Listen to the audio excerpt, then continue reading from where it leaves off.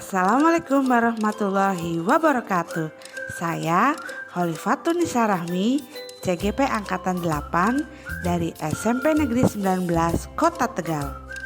Pada video kali ini akan membahas tentang koneksi antar materi modul 2.1, yaitu memenuhi kebutuhan murid dengan pembelajaran berdiferensiasi. Apa yang dimaksud dengan pembelajaran berdiferensiasi? Pembelajaran berdiferensiasi adalah serangkaian keputusan masuk akal yang dibuat oleh guru yang berorientasi kepada seluruh kebutuhan murid.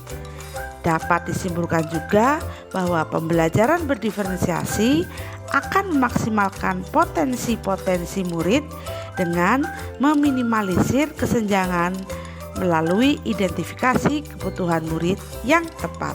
Sebagai seorang guru harus mengingat bahwa setiap anak adalah unik. Mereka memiliki kelebihan dan kekurangannya masing-masing. Mereka akan tumbuh sesuai dengan kodrat alam dan kodrat zamannya. Sehingga setiap murid memiliki minat, gaya belajar, kebiasaan, pola pikir, kemampuan literasi yang berbeda. Disinilah diperlukan usaha guru untuk memenuhi kebutuhan belajar murid yang berbeda-beda agar mereka dapat merasa nyaman dan tercapainya tujuan pembelajaran. Bagaimana cara untuk dapat melakukan pembelajaran berdiferensiasi di kelas? Agar dapat melakukan pembelajaran berdiferensiasi, maka guru harus melakukan 1. Memahami tujuan pembelajaran. Yang kedua, mengetahui, menanggapi, atau merespon kebutuhan belajar murid. Yang ketiga, menciptakan lingkungan yang mengundang murid untuk belajar. Yang keempat adalah manajemen kelas yang efektif. Yang kelima, penilaian berkelanjutan. Berkaitan dengan kebutuhan belajar murid, guru harus memahami 3 aspek sebagai berikut. Yang pertama, kesiapan belajar murid. Yang kedua, minat murid. Dan yang ketiga adalah profil belajar murid. Kesiapan belajar murid bukan hanya tentang intelektualitas saja. Kesiapan belajar murid adalah informasi tentang apakah pengetahuan atau keterampilan yang dimiliki murid saat ini sesuai dengan keterampilan atau pengetahuan baru yang akan diajarkan. Kesiapan belajar murid juga dapat digunakan bagi guru untuk merencanakan pembelajaran di tahapan berikutnya. Aspek yang kedua yaitu minat murid. Minat murid adalah motivator penting bagi murid untuk dapat terlibat aktif dalam proses pembelajaran. Aspek yang ketiga adalah profil belajar murid. Profil belajar murid berkaitan dengan lingkungan, budaya, gaya belajar murid, dan kecerdasan majemuk yang dimiliki oleh murid.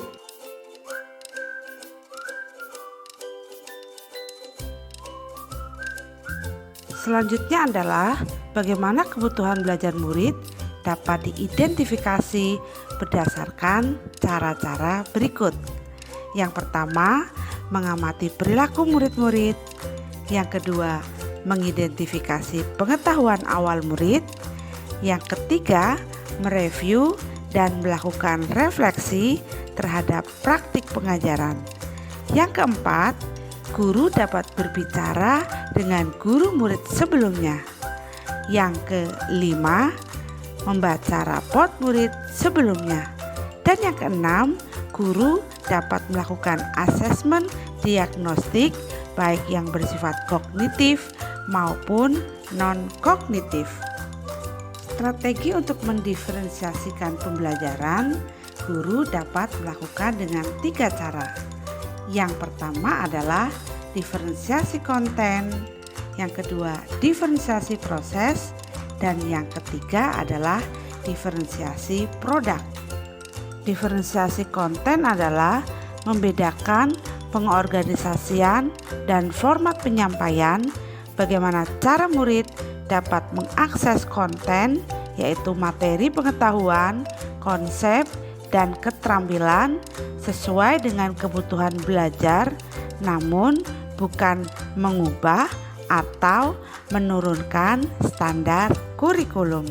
Yang kedua adalah diferensiasi proses, yaitu kegiatan yang memungkinkan murid berlatih dan memahami atau memaknai konten sehingga memungkinkan murid untuk memaknai lewat beragam cara atau moda dalam berbagai tingkat kesulitan, waktu, dan tingkat dukungan yang berbeda.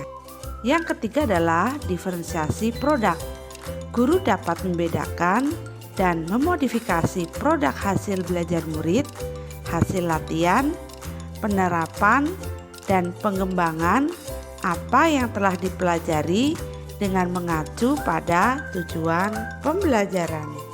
Selanjutnya, adakah keterkaitan antara modul pembelajaran berdiferensiasi dengan modul-modul lainnya? Untuk dapat melaksanakan pembelajaran berdiferensiasi, maka guru harus memenuhi kebutuhan belajar murid berdasarkan kodrat alam dan kodrat zamannya, berdasarkan filosofi Ki Hajar Dewantara.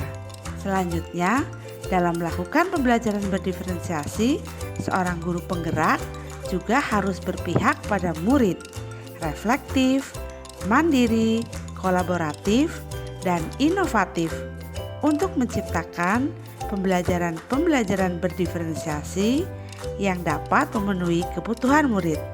Maka, seorang guru penggerak harus dapat mewujudkan kepemimpinan murid dengan menuntun murid mencapai merdeka belajar.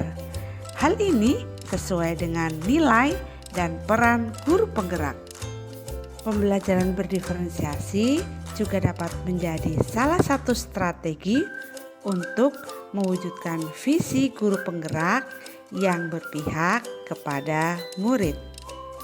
Jika dikaitkan dengan budaya positif, maka dalam pembelajaran berdiferensiasi antara guru dan murid harus ada kesepakatan untuk membentuk keyakinan kelas terlebih dahulu agar proses pembelajaran dapat berjalan dengan baik sesuai dengan nilai-nilai budaya positif.